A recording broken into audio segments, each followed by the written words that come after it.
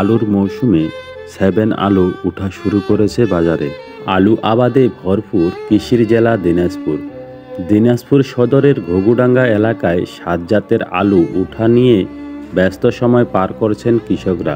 গত কয়েক সপ্তাহের তুলনায় আলুর দাম কমেছে 12 টাকা থেকে 15 টাকা।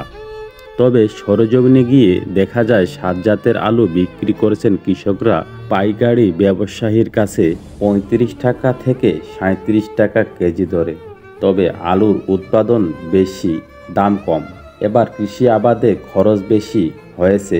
আলুর বীজ থেকে শুরু করে সার, কীটনাশক, লেবার সব জিনিসেরই দাম বেশি।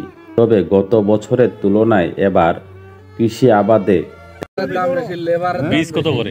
বীজের কোনো কথা এগুলা 3500 টাকা বস্তা, 3500-3600 টাকা বস্তা কিনছি। বীজের বিঘায় 14টা 15টা করে বস্তা লাগিয়েছি। এই একটা বস্তা আলু জমিন তুলিয়া এই মাঠে আনিতে 200 টাকা কি এই যে উঠানিয়া খরচটা খুবই